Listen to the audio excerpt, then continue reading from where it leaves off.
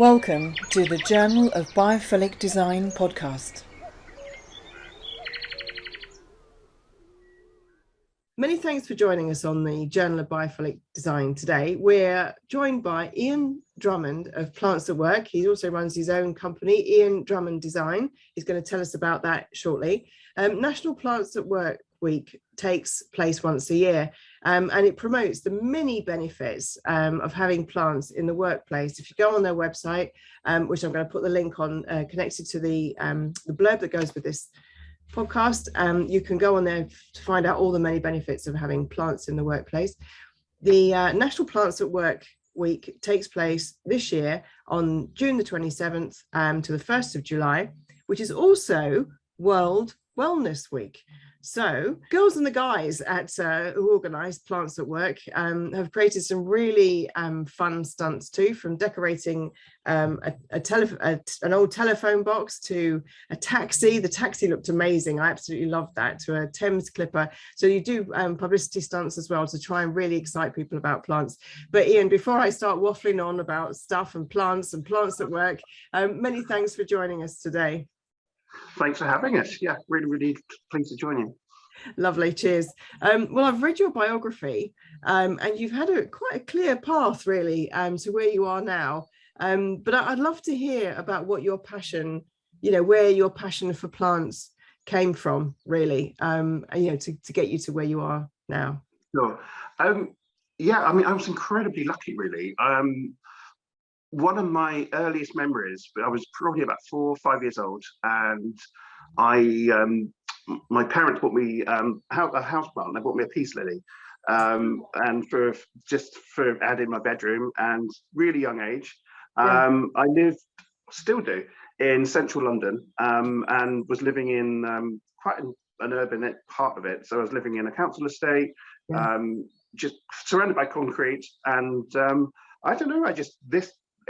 They obviously knew it's the right thing to do, and got me this plant, and I love this plant. And from a big extended family, everyone started buying me, this little geeky kid started buying me houseplants, and my bedroom became full of lots of houseplants. Managed to kill lots of them, and I was incredibly young, didn't know what I was doing at all, and was playing with them, and had little soldiers and farm animals and do everything with them. And I then advanced to a window box, which was very exciting. I was growing seeds and things in it, and that's where it started. And it's really truly never gone away. It's I just was obsessed with them, and and still mainly houseplants. I've done exterior landscaping and things, but I always go back to houseplants. That's what I love. It's I guess it's because that was part of my childhood. I didn't have outside space. There was no view of anywhere lovely and green. So actually, those plants meant a lot to me, and that's where it started. Literally, then by the time I was 11 years old, I was looking after my aunt's garden. She'd become disabled, and I started looking after her garden. So I started learning a bit self-taught gardening. Not from a family of gardeners at all, so people were kind of giving me bits of advice, but not great. And then at 13, I was working after school and weekends for a florist, so learning a bit of floristry, and they had houseplants. So I used to start watering the houseplants and caring for the houseplants in this florist at 13. And at 16, I took on an apprenticeship with there used to be a florist in central London called Ken Hayford, who used to do really high-end work in London, in floristry, and also done interior landscaping. So I've done an apprenticeship learning floristry and interior landscaping. And so that's a little while ago. That's when I was 16. So it's over 35 years ago. So, and that's really never gone away. So I kind of stayed there on the apprenticeship for 4 years, moved on, worked, which the next job was really fun. I was in Primrose Hill, so very posh, and it was a pub in Primrose Hill that had a garden centre underneath. Oh, wow. So it was amazing. So I'm like this 20-year-old working in a pub, working with plants and flowers. It was like, this is incredible. It's like cool. So after work, you used to get a drink, and it was only small. It was aimed very much at the domestic market in that area. So I used to go to people's homes and advise them on what plants they could have in different rooms, and maintain the plants. And it was a real community little garden centre within Primrose Hill. Loved it. But it was a little bit limiting. And then I joined indoor garden design, where I was for 30 years, and then was, by the end of it, was creative director, co-owner of it. But we sold the business a year ago. So now it's just me. We had a great team. Now it's just me on my own, which is a little bit scary.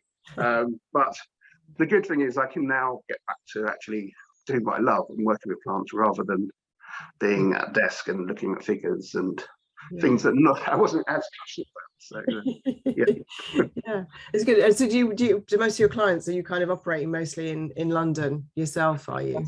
So Indoor Garden Design was London based, and most of the clients were in London. We had UK coverage.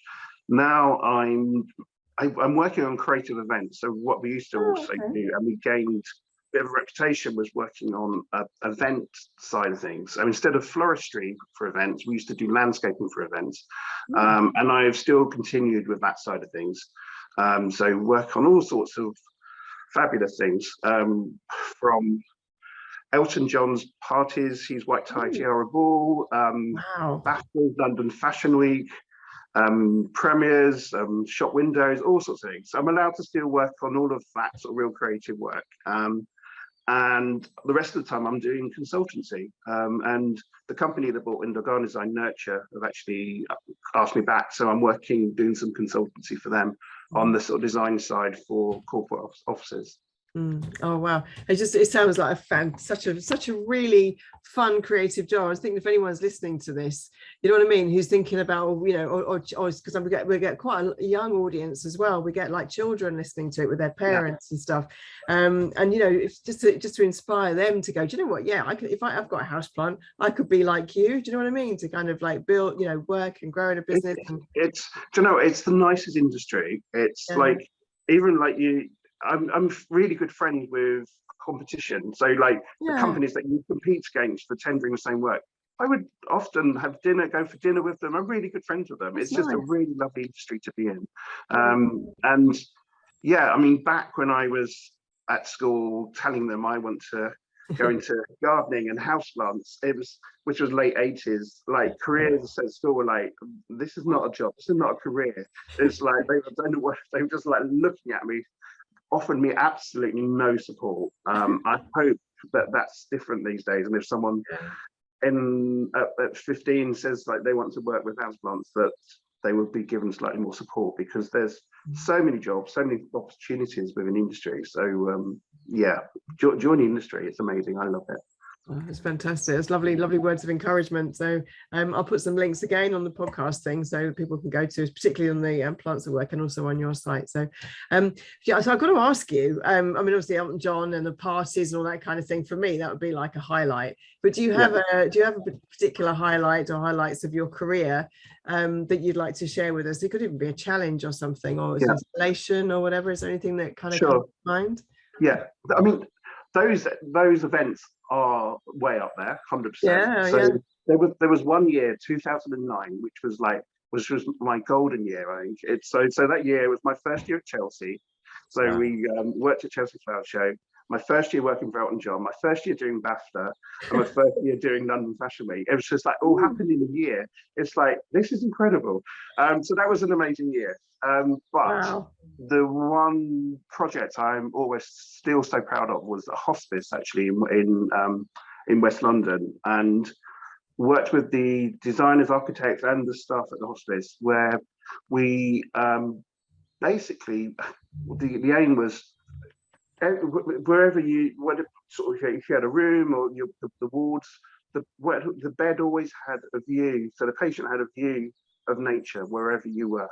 So whether it's looking out the window into the garden, or where the internal kind of hallway had lots of planting in it, and bringing plants into the rooms as well.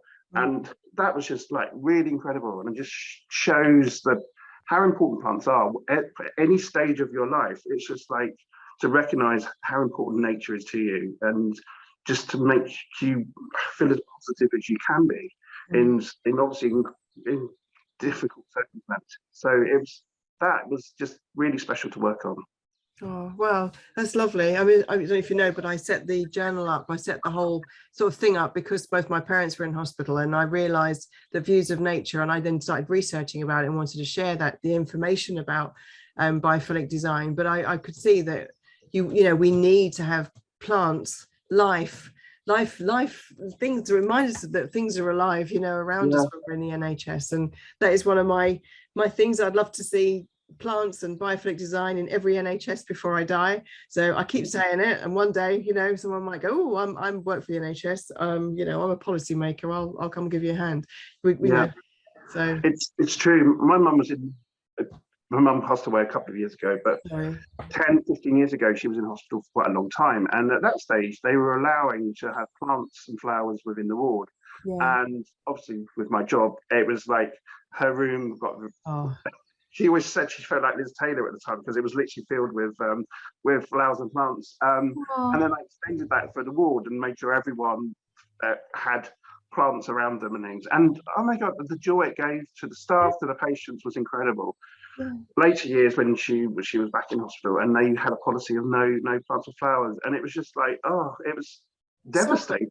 It really, her mental health was so badly affected because of obviously she'd been incredibly spoiled in the past, but it made such a positive impact, and then not to be able to have it was really upsetting for her.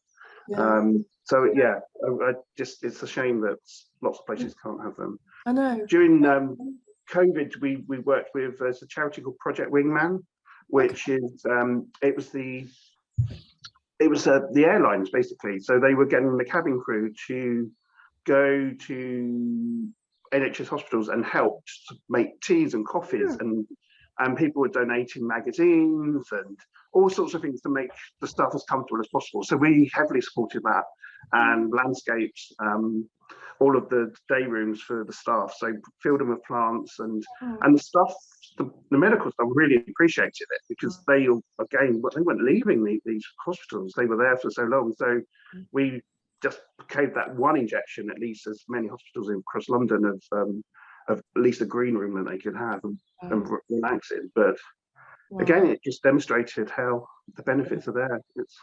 It's so important just to have little timeouts and things, to be surrounded by green and stuff. You know, I mean, my mum's in hospital at the moment. Actually, she was rushed into her knee. She's been in there nearly 3 weeks now, and obviously I've got COVID right now, so I can't go in again and see her. But she was in her own room. She's in an intensive care room, and I took views of nature in, and I took plants in, and you know, bunches of flowers, and because she was in her own space. But now she's in another one. I've managed to smuggle in a little tiny one, which I don't think they've seen. It's like a little succulent. I thought, well, nothing can go wrong with that really, and they haven't noticed it yet. I think they think it's plastic, so it's fine. Got away with it. Yeah, exactly. But you know, it's such a shame, isn't it? And I don't quite understand. I think they're saying some of it's to do with hay fever, or it's to do with allergies, but I think it is upkeep, isn't it? It's just that they just don't. I think a lot of it is. But it's interesting you say with pictures. I done the same when my mum was back in, and I just put like photos of places she liked and on the walls. And she used to work in a school, so we've got children doing pictures of flowers and things like that. And just like try to recreate it as much as we could. It was.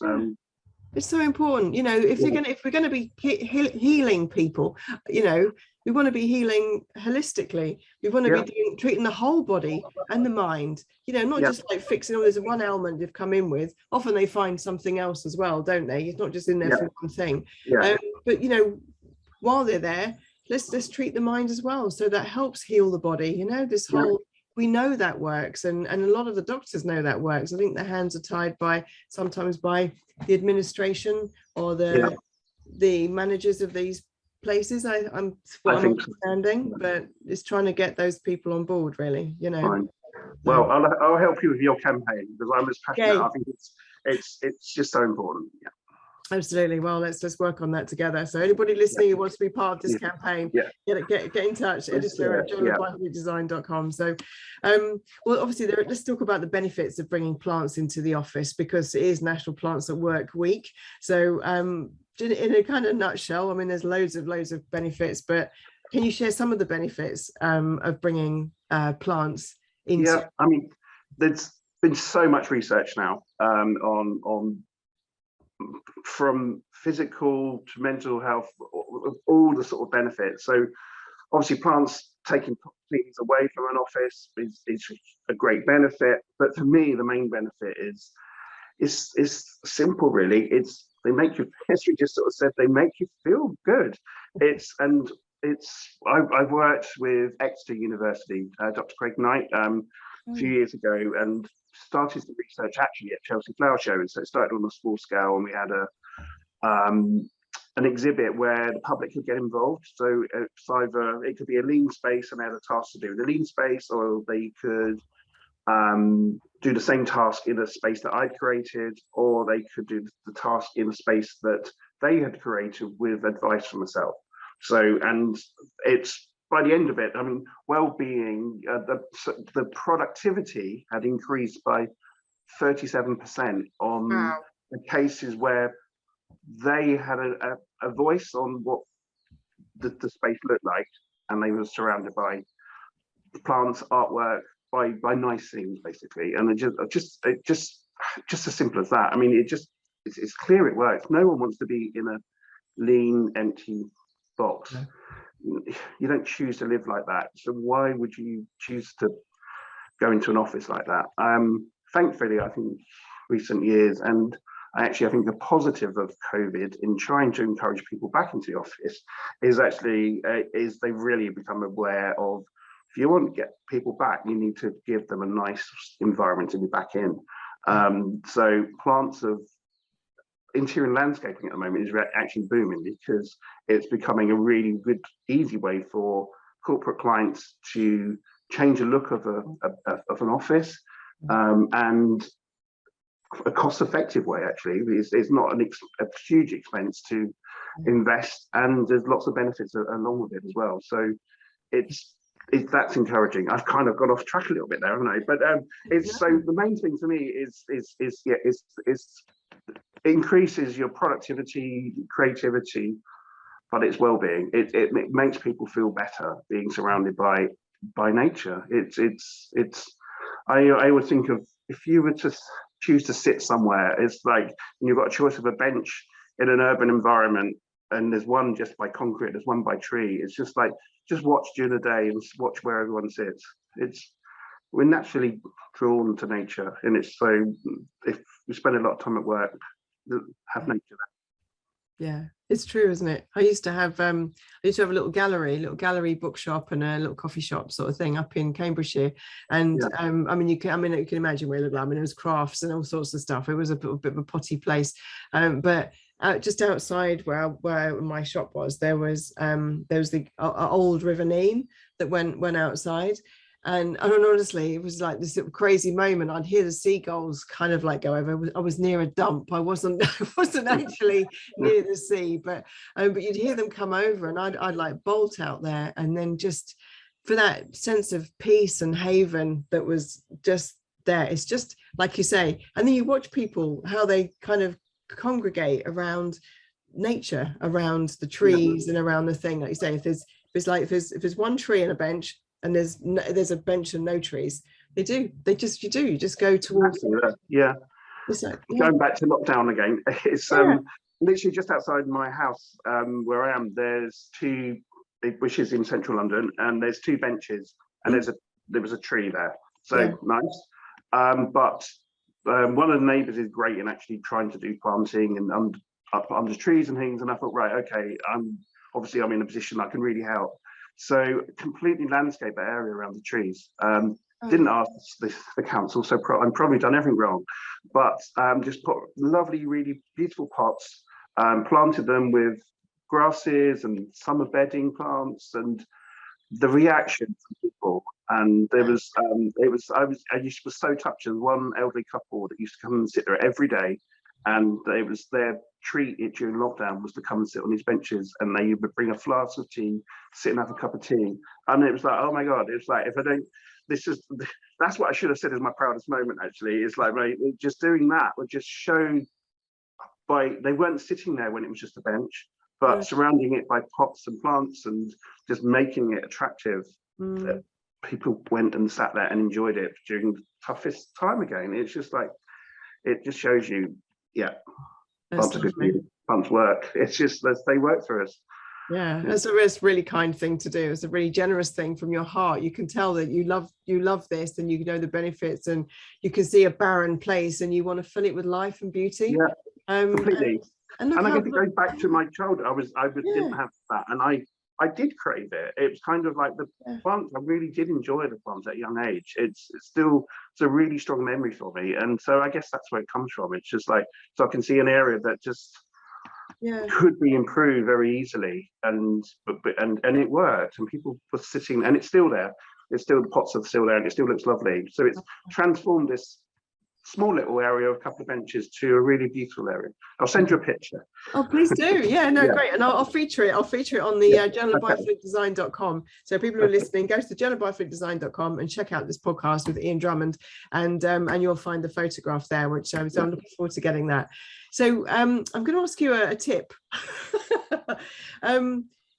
If people say to me, because they think, I'm like, they think I know about plants, and I know a little bit about plants, but and they say, well, if I've got a home office, or I want to bring plants into my house, what should I bring? And I always have like these go-to plants, peace lily, because I love peace lilies. And you mentioned peace lily, I just love how they are. I love the leaves, everything. The goosefoot plant, and also mother-in-law's tongues. Those, I keep calling them sansevieria. I don't know what they call them in real life. Sansevieria, is that? Thank you. I nearly got it right. But do you have any tips that would you recommend, like a couple of plants for people who are listening? Sort of 2 or 3 plants that they could say get started on, and maybe a couple of tips to look after them. Yeah, I mean, well, that's the ones you've just pointed out are actually a really good choice. Are easy to look after, are really great ones. I always say, treat houseplants, interior landscaping, like gardening, and you always would look to see, if you put a plant in a garden, does it need to be in a sunny spot? Does it need to be in a shady spot? Like everyone, occasionally you might just risk it and just put, but you would look it up, or it has a label on it to tell you where it should go. Treat it the same, and just consider if there's an area within your house or room that you want the plants to be, just consider the environment that is. So the light, is the temperature, is there a draft, all those types of things. And then you can just do a bit of research on the back of that, put in the sort of house plant for shady area, blah blah blah, and that is a good starting point to get the right plant.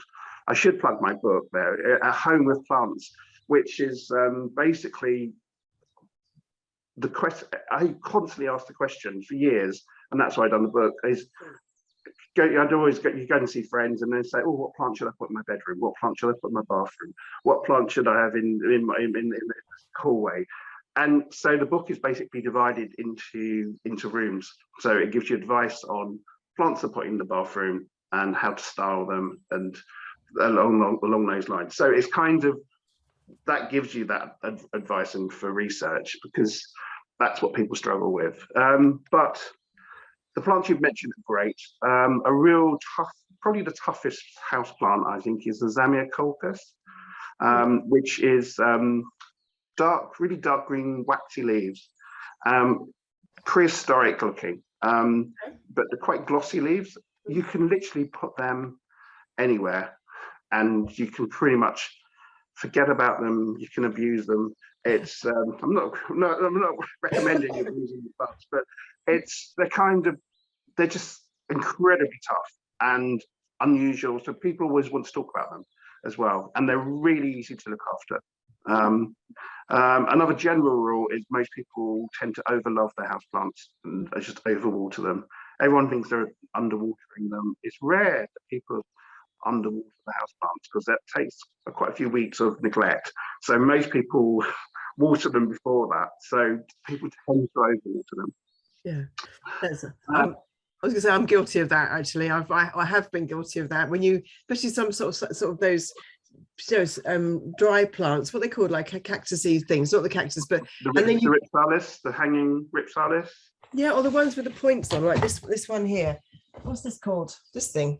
This like That's yeah, that looks like a sansevieria. So that's part of the mother-in-law's tongue that you mentioned. Okay. Well, I was Same- watering it. Same family. Yeah, I was watering it, and it went all manky. so I've stopped watering the other ones, and they're fine. I haven't watered that one for about 4 months. Yeah, it's true. And they're from dry. Often they're tropical plants. They go periods with not much water, so it's yeah. So yeah, you just have to kind of I don't know. So basically, I would say always try to research where you want the plants. Look at the environment you want to put plants, and just do a bit of research. Is the best way to do it. But yeah, Zamioculcas is a great one. Another one is a Kentia palm, and you can get those smaller, or if you wanted a large sort of tree, and they're incredibly easy to water, to look after. Just you sort of water, if it's in a small pot, water it once a week. But they can dry out a bit. Don't overwater them. They're very easy. So okay, well, sounds really good. So your book is called A Home with Plants. At Home with Plants. At home with plants. Yeah. Okay, so guys, if people listen to this, Ian Drummond, At Home with Plants. Go to all the good bookshops and order one now. I'm going to be ordering one after this, so thank you for that. It's going to be on my go-to plant Bible list over there. So let's talk about hot desking. So people, you said about trying to get people back to the office and trying to landscape, and that's really great. But if you're at home, yeah, like I am, and then you have to hot desk between the kitchen and the bedroom because you're sharing the space with somebody, but you still want your plants and you still want that greenery around you. What advice would you give? How can do we take it with us? Do we just what do we landscape each place, or what do we do? What would you suggest? Well, obviously I would say landscape every room. It's like every room should be filled with plants, with like full stop. That's it. That's in my mind, there's not another option. Just fill every room with plants, so you've always got them. And I would I always, rather than just dotting plants around, I always try and suggest try and create a little bit of a landscape, try and create a feature within a room, whether it's you're framing a window or you're creating if you've got a shelf, so create a shelfie. If you're young, you'll be doing shelfies, and fill a shelf with like loads of plants. So you've got a real focal point of nature, and then look towards that. So sit and look at, so you've got that view of nature that you're looking at. That's sort of my suggestion. But if not, if you've got a favourite plant, then have a hardy plant, something like a sansevieria or Zamioculcas, and just take it with you. We can be your office friend for the day and move around the house with you. It's they won't mind being moved. Yeah. I thought about getting one with a little face on it, so it could be like a little thing, and the hair could be growing out of it, but then that's the sculpture. And it's got a sculpture. That's a sculptor in me, not a sculpture. I'm too moving around for a piece of sculpture. But I like that. And I'm just thinking, when you're saying about that, it's just the way you phrased that there was actually hit a nerve. You said landscape the area with the plants. I mean, I've got plants here, but I've kind of sort of lined them up because I know they talk to each other. It's really weird. They're sort of, as they're sort of grown together, but I'm not really, they're just sort of there. They're not really like. But they group together, and it's great. Yeah. It's like, rather than just dotting like them in each corner, it's create that feature, and it's an indoor garden. That's lovely and nice. I like that. It's an indoor garden. Yeah, I need to make that look prettier though, because it's not quite right. So obviously at Plants at Work Week, one of the things that you guys do, I mean, you do loads of things. So again, people listening, go to the Plants at Work to find out a bit more information. But you do run a poll as well to find out what's popular, what plants are popular. And sort of what easier to upkeep and all that kind of stuff. Do you have a favorite plant? I have to ask you. Do you have a favorite plant? I have many, but yes. There's Yeah, I can't just give one. So, I didn't think you would. I didn't think you would. yeah. That's great. So there's one plant which is definitely my favourite plant, but probably not the best plant for an office. Is a Vanda orchid, and they basically they've got this amazing root system. So they're not in pots. You've got this amazing root system that's exposed, and you get really, really, really vibrant colours with them. So I've used them on lots and lots of my events. So they've become a bit of my signature kind of plant on events. They're just really, really, special. They're glamorous. They're exciting. They're just like, they're these amazing plants. So you can do lots of different things with them. I also, if you wanted one at home, I would say use them in a shower, because they love humidity and they just hang. So just hang one in a shower, and then whenever you shower your orchid as well. So and that's simple as that's the care is actually quite easy. So so love those. I'm going to mention my mum again. Her favourite plant was the African violet, and recent years I've been determined to get them popular again, because they've not been popular. And I just think they're great. They're kind of sort of like in sort of Victorian times, it was a real kind of classic sort of plant you'd have, and it's just like, and get beautiful colours with them. So I love those. But a plant that maybe you'd have in an office is, I love monsteras. I love cheese plants. It's just, if you want green in, there's a massive green. So it's like, what could be better than to bring into a room? So I love them. And you can get philodendrons, which are similar sort of leaf shapes to them. Same sort of thing. It's I just love that lush leaf sort of effect. So it's yeah. Yeah, I like that idea. You were saying about, so what was the name? I'm gonna have to ask you again, because I'm gonna write it down. What was the name of that orchid? Because I want to put that in the bathroom. Vanda, Vanda orchid. Oh, Vanda orchid. Okay. Yeah, they're stunning, really, really beautiful. Okay, I'm gonna get one of those, and I'm also gonna, now you're saying about landscaping your plants inside your house, which I love the idea of that. I'm gonna see if I can't kill a monstera and a philodendron, and I'm going to try and plant them together. I might get 2 or 3 and create something somewhere, so that they're all together, and it creates, like you say, a little bit of an indoor garden. So amazing, exciting. You've inspired me. Thanks, Ian. Brilliant, absolutely great. So I was going to ask you, Nook Pods, which I've interviewed the people. So people listening to this, you can go to the Journal of Biophilic Design and search for Nook Pods. I've interviewed David Acoyman, who runs that. We love them. We've supplied them with like prints on the back for the little nature walls, and you also install plants in different places, don't you? I mean, you mentioned bathrooms and stuff, and sort of. But how would you? I mean, you mentioned the orchid. If you've got a place that's like a bathroom, so you're in a workplace, so there's no shower in there. Yeah. And I went somewhere once, and it was really nicely decorated and stuff. It was in one of these really sort of like new tower blocks that they've got in London, and it's really swanky and stuff. But the loos were actually inside with no natural light. What would you suggest? What would you suggest people to put in there, or do, or somehow landscape, or what would you do? I mean, obviously all plants need some light. If you can control the lighting, then maybe try and get some sort of grow light in there. That would always be great. And then you could have a sort of directional grow light where you could create a little group of plants underneath it. Yeah. But I mentioned before, the Zamia colchis, that's a great one, needs minimal light. So that would be a great one to have in a sort of bathroom in that situation. Yeah. Yeah. But if it's just within your own home, just bring the plants out for a while as well. Give them a bit of light and put them back in. But I just still go for it. It's just like, we want plants in every room. and a picture, and put some artwork of nature up as well. Exactly. I was just saying, going back to those Nook pods, that's what we're doing. Kind of, we put the things in, but so something like that, where you've got these movable booths. What sort of planting would you do? Would you stick it just in, like, because they're like a little telephone booth if you want. You've got 2 seats and a table, and then a little area at the back. I suppose you put plants there and in front of it. Yeah, I mean, or... there's a ledge, so you could do your own shelfie within them.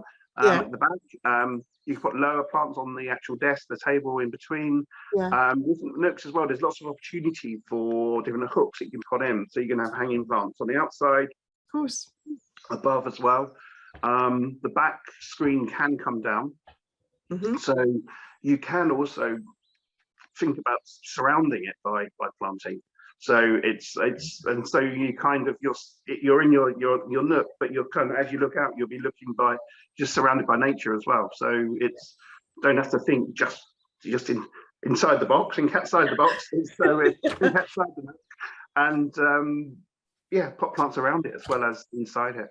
Yeah, they're great. It's such a clever idea, and I always think, it's in an office, everyone works differently as well, and that's what I like about them. It's like some people are allowed and want everyone to hear them. Other people are quite conscious, like if you're on the phone, quite conscious about who's listening in, and so having a space like that, I think it's a great way of people working in the way that they feel comfortable with. So I think great idea. Yeah, I think they're brilliant, and the people who run it, they're just coming from a really good place as well, so I wish them all the luck, really, all the luck in the world. So you mentioned your book that I'm going to mention again. It's called At Home with Plants, so people are just subtle hint there, just go and buy it. But Plants That Work as well are launching their 3rd book as well, called Plants, Our Perfect Partners, and that's going to contain some information about research used to inform clients, used to inform claims, not clients. Clients used to inform clients about the claims, about them working, about plants working in the office, basically, in other environments. The book's going to be available to all members and their teams and their clients. So again, if you're actually working in plants, you mentioned at the beginning to me before we recorded that if people are interested in working in plants, they can become a member of Plants at Work. So and also, if you're an office or a business and you love plants, or you want to get involved in some way, you can become an associate member as well and support what they're doing to try and get plants everywhere. So I do encourage people to do that. Do you know a little bit about what the book's about, what it's going to be about? And I do, and I actually have the very first copy. So there's your exclusive. It's stunning. It's such a lovely book. It's kind of got 2 purposes. Half of it is kind of highlighting all of the research that's been done and the benefits of plants, in having them in offices, having them in the home, having them for an event, however you want to use them. It kind of highlights how you can use them. It also recognizes all of the research that's out there on biophilia and all of the information that you really would need. It's then kind of, the second part of it is like a portfolio of the members' work. So there's stunning pictures of installations of restaurants, of offices, of people's homes, of just showing loads of ideas on what you can do with plants. So if you were stuck, if you're an office manager and don't know where to start, this is a great thing to look through, because actually it's just filled with amazing ideas. So really excited. Sounds really, really good. I love the fact that it's got all like inspirational images as well. I think that's what I love about cookbooks, for instance. You buy cookbooks and you're like, oh yeah, I know I need to eat aubergine, I need to know, and then what you can do with it. I think that sounds really cool. Yeah, it is. It's a great book. That's great. Well, Ian, we're coming nearly to the end, but is there anything else that you would like to add at this point? No, hopefully you can tell it's sort of 35 years in this industry, and I'm still so enthusiastic about it. I think it's an amazing industry to join. If anyone's thinking of considering it as a career option, it really is. There's so many possibilities within it, whether it's design side or the maintenance side, or however you want to get involved. There's lots and lots of opportunities. It's such a lovely industry to be in. So can't recommend it enough, really. It's done very well for me, and I've enjoyed it the whole time. So that's kind of, yeah, I'm going to highlight that. And yeah, just in my mind, plants should be everywhere. It's just like, let's get them in as many places as possible, which is happening actually. It is really encouraging, where it's an office, a restaurant, a hotel. More you look around, anywhere that's being refurbished or opening, it's rare you see somewhere now not filled with plants. So I think the message at long last is out there, which is great. That's lovely to hear a positive thing about the plant thing. It's really nice. I'm finding that as well. More people I'm interviewing, and the more you go out and about and seeing things, it's lovely to see. Actually, it's lovely to see that our world is being surrounded by green. So it's wonderful. So the final question that I ask everybody at the end of these podcasts: if you could paint the world with a magic brush of biophilia, what would it look like? Okay. Well, my favorite landscape is Costa Rica. So I'd like to see much of the world looking like Costa Rica, because it's so beautiful, just the landscape, the people, everything about it. So as a kind of statement, one of sort of little statement there, Costa Rica's stunning. But what I'd love is everyone to see it, be in a world that everyone has the opportunity of living in nature. So I was this little kid that had houseplants in the bedroom, but wouldn't it have been wonderful if the communal space within that tower block had a green oasis in it for every generation to spend time in? It's not big investments. I just think it's just people opening up their mind to what's important. And if you're in an urban city that you're not got much green around them, then if developers, architects need to consider that and